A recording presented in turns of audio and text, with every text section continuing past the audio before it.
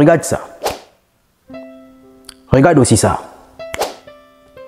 Sylvia Bongo Ondimba Valentin, l'ex-première dame du Gabon, aujourd'hui écrouée à la prison centrale de Libreville pour détournement de fonds, blanchiment de capitaux et falsification de la signature du président de la République et plus d'autres chefs d'accusation qui pèsent contre elle.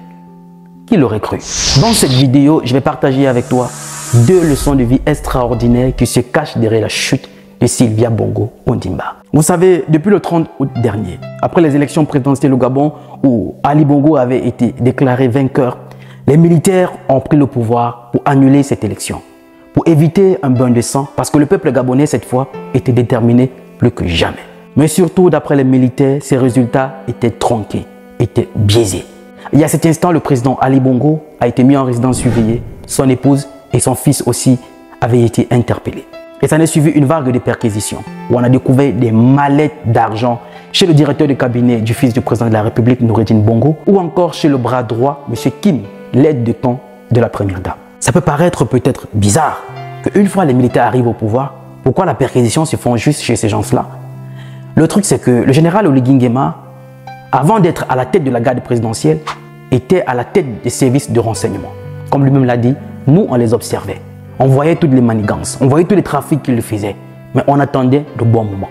Ce qui fait que ce n'est pas quelque chose de nouveau. Ils étaient tous dans le viseur. Ils attendaient le bon moment pour frapper. Parce que rappelons que depuis l'AVC du président Ali Bongo en 2018 à Riyad, le pouvoir, d'après certaines sources, était géré par son fils et sa mère, et qui ont falsifié la signature du président de la République pour limoger certains fonctionnaires et nommer certains dans leur clan, dans leur cercle, et s'en débarrasser de ceux qui pouvaient être gênants pour eux.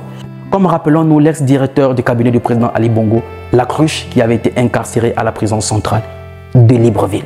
Alors d'après certaines sources, le pouvoir était géré par Sylvia Bongo, son épouse, et Noureddine Bongo, son fils. Et d'après les mêmes sources, il se pourrait que le président Bongo, une fois plus ou moins rétabli, n'était plus prêt à continuer aux affaires. Parce que d'après lui, il se sentait déjà affaibli, mais entêté par son épouse et son fils de se présenter, de continuer. D'où à l'annonce des résultats, il était bel et bien vainqueur, mais d'après les militaires, c'était tronqué, c'était biaisé. Pour éviter le bain de sang, ils ont décidé d'annuler ces élections. La première leçon de vie que je vais partager avec toi, rien ne dure éternellement. Chaque chose a un début et une fin. Sylvia Bongo, hier, c'était la première dame qui était accueillie en grande pompe, qui arrivait partout, il y avait déjà une foule pour l'accueillir, des aides de camp, il y avait tellement de personnes autour d'elle. Mais aujourd'hui, se retrouve à la prison de Libreville. La fin, elle est brutale.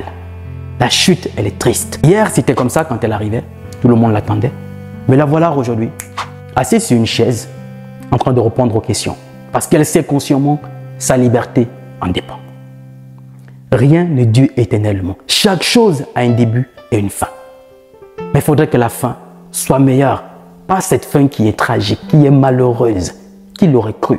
Dans un premier temps, on se disait que ça devait être plus ou moins les règlements de compte, même si ce n'est pas une piste à mettre de côté. En regardant les cantines d'argent qu'on retrouve chez son homme de main, il y a des raisons de dire, elle n'est pas si neutre que ça. Elle n'est pas si main blanche que ça pour un pays dont le fonctionnement était à l'agonie. Retrouver une telle quantité d'argent chez son homme de main et soi-disant l'appartenait. Chez son fils, retrouver autant de mallettes d'argent, autant de valises d'argent dans un pays où le taux de chômage atteint les plus de 30%. Rien n'est acquis dans ce monde. Rien n'est acquis dans ce monde. Tu peux quitter le président à la prison. Le patron du lendemain peut être chauffeur. Le chauffeur devient patron. Ne te sers pas de ta position pour mépriser les gens qui sont autour de toi, pour humilier, rabaisser, piétiner. Et ceci doit être un message pour tous les fonctionnaires, pour tous ceux qui gèrent la chose publique et qui s'en servent et se comportent comme si c'était l'héritage de leur père, comme s'ils avaient hérité ça de leur papa. Votre rôle est de gérer, vous n'êtes qu'un gestionnaire. De grâce, ne vous en servez pas pour écraser le peuple, pour les mépriser, pour les affamer. Il arrivera un jour que quand ce peuple va se lever, votre chute sera brutale, votre chute sera triste. Et je me rappelle quand le président Gbagbo disait « L'erreur que commet la plupart de nos élites et de nos leaders, c'est parce qu'ils n'apprennent pas de notre histoire. C'est quand même triste de voir des dirigeants jeunes. Ali Bongo, quand il prend le pouvoir en 2009, il est jeune. On s'est dit, voilà un jeune qui connaît le problème de la jeunesse et qui apportera des solutions. Mais non, au contraire, le pays n'a fait que sombrer davantage. Et même plus que quand son père était au pouvoir. Ou un jeune, qu'on dit pour la plupart, se sent entouré d'une catégorie de jeunes inexpérimentés dont ils ont fait leur ami, qui ont pris le pays en otage, comme si c'était leur chose familiale. La fin, elle est toujours comme ça. Je ne sais pas ce que tu fais dans ta vie.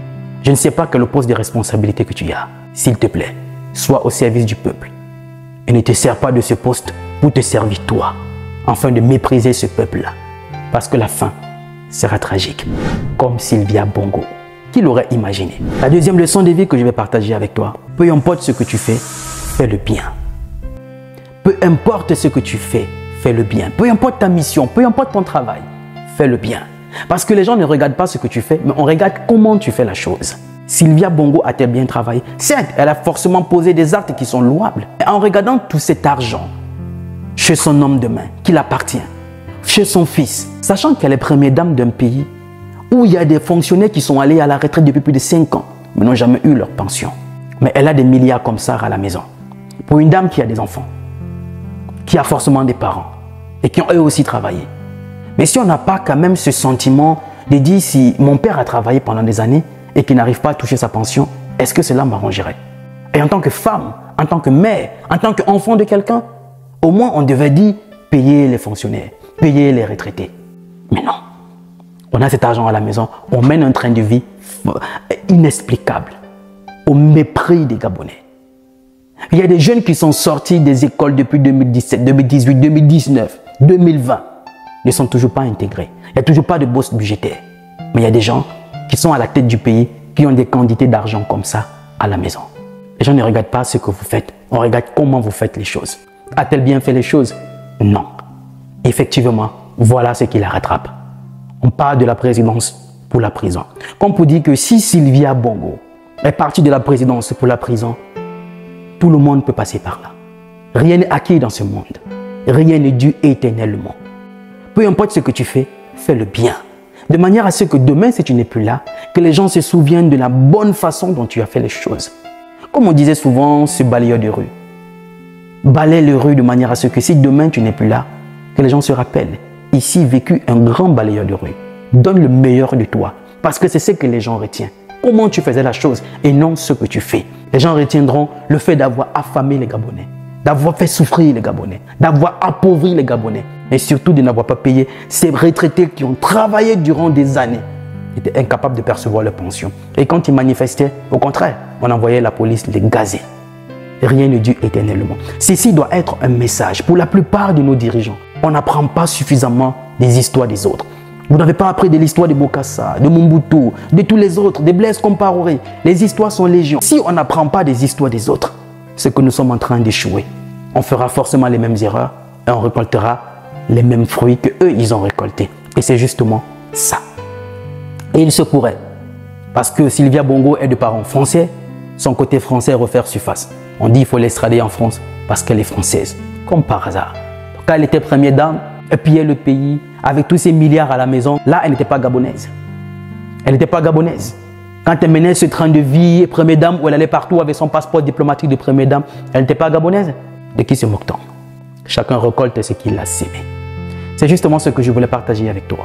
Dis-moi ce que tu en penses en commentaire. Je suis Roland Campbell, ton frère. Mais surtout, sache qu'il n'est jamais trop tard parce que le rêve n'a pas de date d'expiration. Salut!